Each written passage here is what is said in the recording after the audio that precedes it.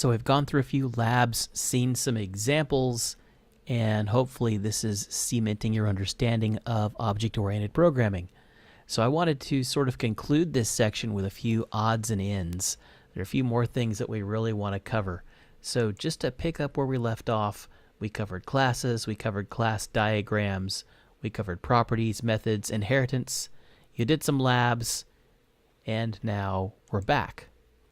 So the first thing I want to cover is something that you should have seen in the labs by now, and that is instantiation. This is sort of a special word in a programmer's vocabulary, and basically it sounds worse than it is. All it really means is that it's to create an instance of something. So it's just sort of think that through. Instantiation, create an instance of. That kind of makes sense.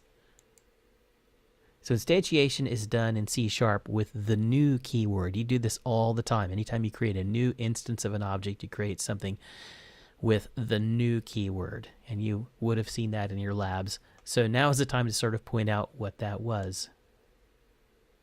An instance can refer to itself using the this keyword, though you don't see it that often. It isn't necessary. An instance can refer to itself implicitly without using any keywords at all. But in the labs I showed you that you could type this and get all of the variables and functions and methods within the class, and it's an easy way to see what's in there if you've forgotten. So maybe you're down in the weeds somewhere and you've written some code and you're trying to remember some function that you wrote and it's not immediately coming to you, so you can type this, hit a dot, and you'll be able to see it and even get syntax completion on it. So that's kind of handy. But whenever you see the word this, understand that it's talking about the current object, the current instance. All right, so we've danced around the term object for a long time now. So it's time to really nail this down. What exactly is this object thing? So in English, it refers to a thing, and we've kind of tried to dance around that. But now we're down to brass tacks, as they say.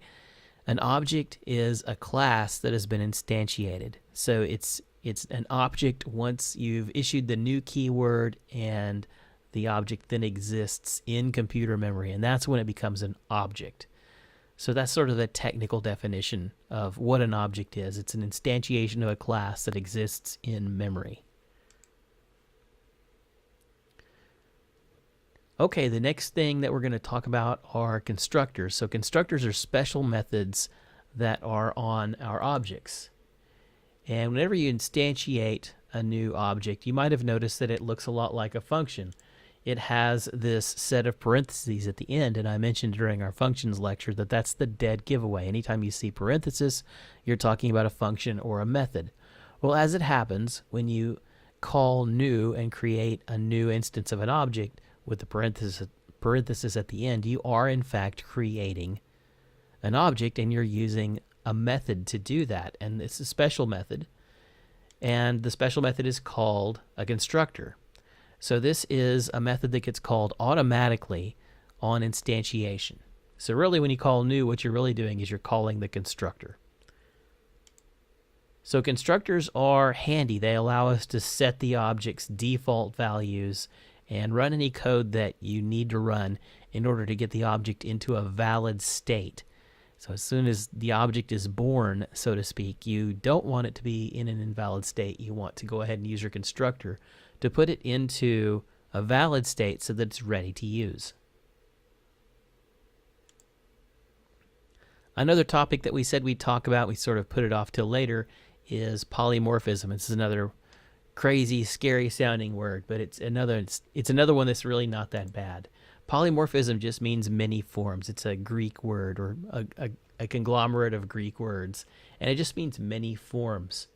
And all this really means is in object-oriented programming, we can use this technique called method overloading. So there are different kinds of polymorphism, but this is the one that you're going to see most often. And by the way, this is also a great interview question. Describe polymorphism, how it works, etc.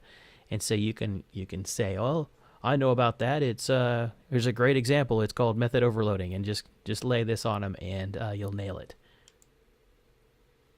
So method overloading works like this. We mentioned earlier that we can't have two methods with the same name in the same class. Well, that's not entirely true. You can actually have two functions, or two methods rather, with the same name in the same class as long as the method signatures are different. So for example, they can have different return types, a different number and type of arguments, and maybe even we can have overloaded constructors as well. But when you're doing method signatures, those are the things you want to change. You want to do different return types into the different type and number of arguments. So let's take a look at some examples. So here are three methods that you could put in the same class at the same time. Add two integers. You'll note that the number or the name is the same in each case, but what's different? So there's code in all three of them, and it's just a return function where you're just adding the two arguments together. So the real difference is in the method signature. In the first one, the method signature requires an integer to be returned, and it takes two integers as its arguments. The second one is almost the same, except it requires a different return type. In this case, it's a float, and the two arguments are both floats as well. So the difference is in the type of arguments that it takes and the type of information that it returns. And then we have just another one at the end to sort of round it out. So it's two doubles. So this is sort of how you're going to see this. You're going to see these overloaded methods which take different numbers or types of arguments, and they're going to return different things. And that is method overloading. One more topic, yet another topic we said we would cover later. Guess what? It's later. And that's composition. So before, these other things we were talking about are sort of defining features of object-oriented programming.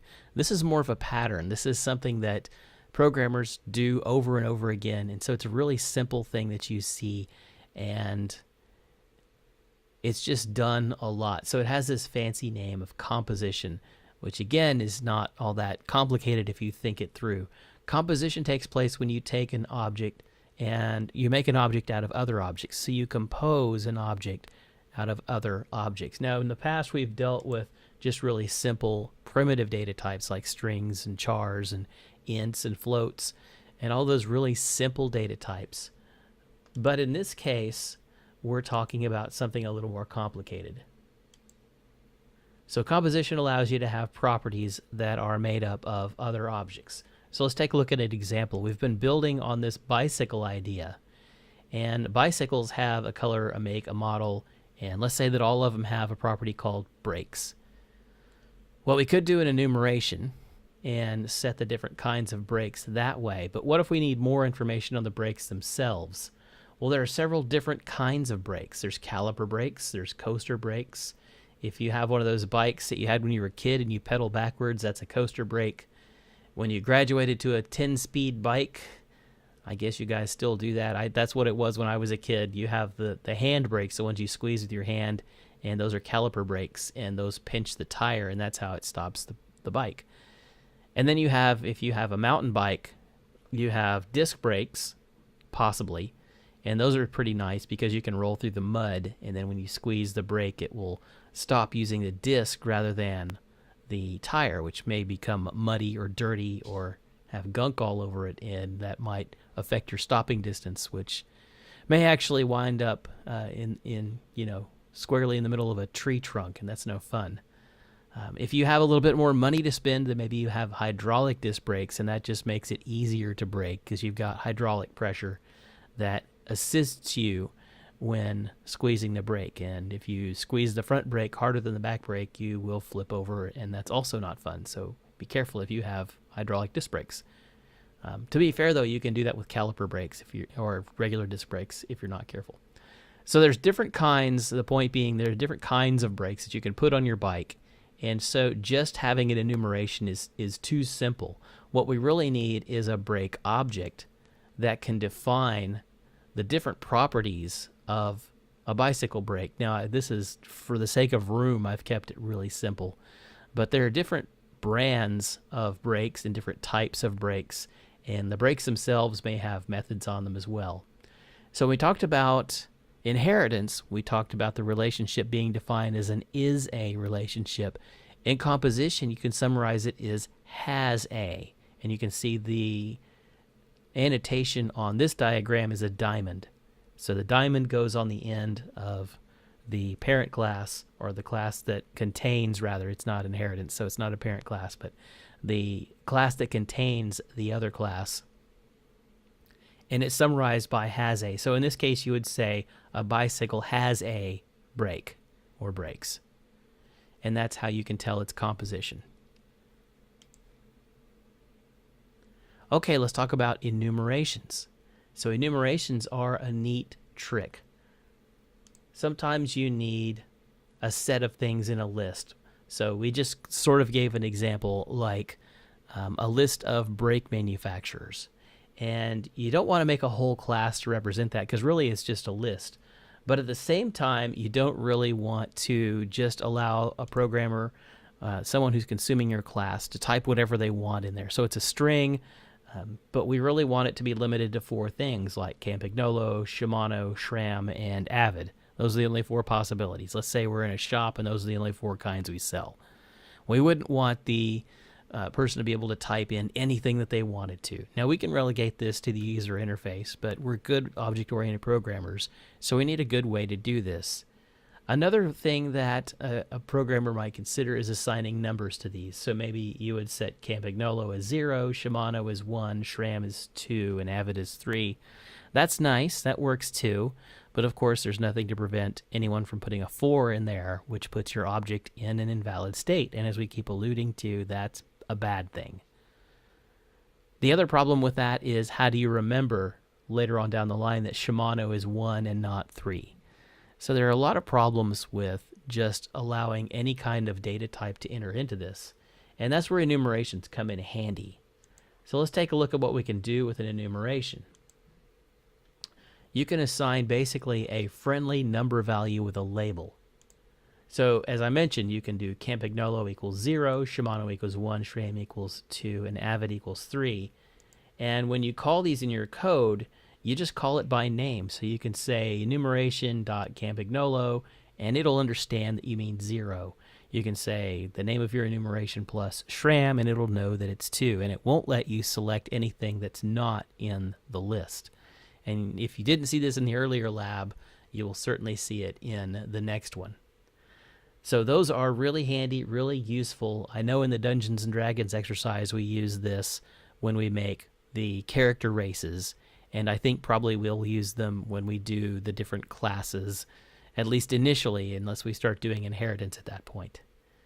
And I should warn you, by classes in this case, I'm talking about the Dungeons and Dragons class and not object-oriented class. In Dungeons and Dragons, a class means a profession. So a little bit of mixed up terms, and I apologize for that, but the creators of object-oriented programming made it difficult for people like me because they use regular words like object and class to mean something very special to us.